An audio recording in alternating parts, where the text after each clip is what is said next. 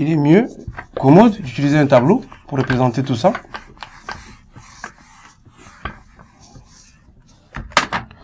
Donc, on va faire un tableau où nous avons x et y.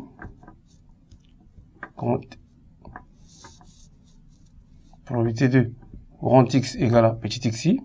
Donc, ici, les gains, on les met petit x.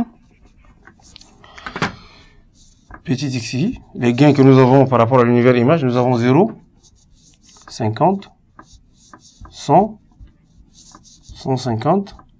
Tous ces gains, on les met ici.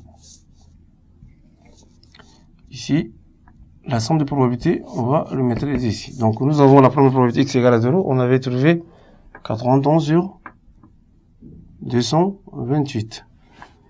Pour x égale à 50, nous avons 105 sur 228. X égale à 100, nous avons 30. Et puis, x égale à 150, ça fait 2.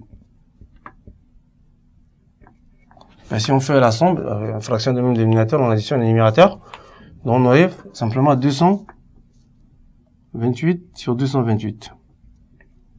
Donc, la probabilité, la somme des probabilités égale.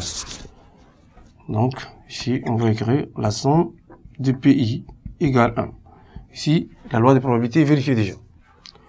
Donc, on va passer à la question numéro 3, c'est ça?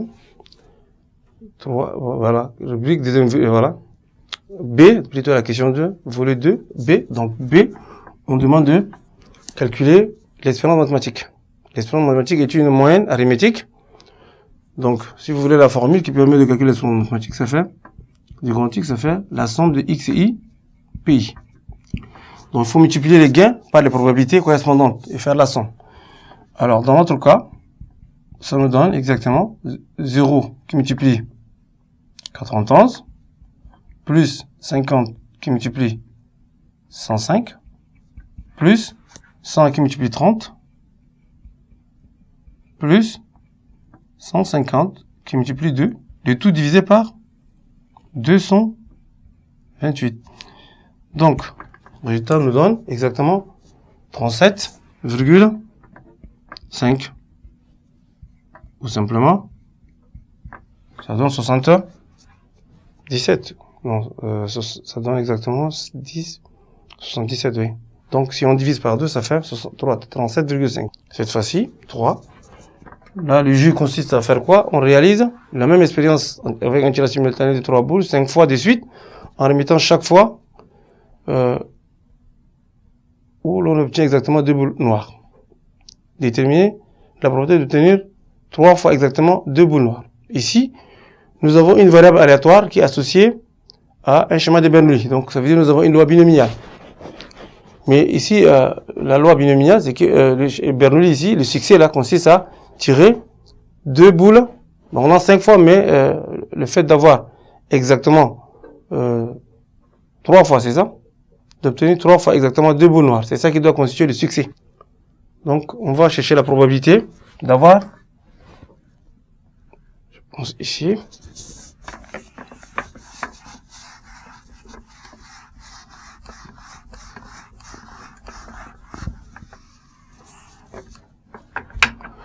donc la probabilité d'avoir exactement 2 boules noires, mais on lance 5 fois. Donc, ça c'est la question 3. Donc, P2 égale à combinaison de 2 parmi 5.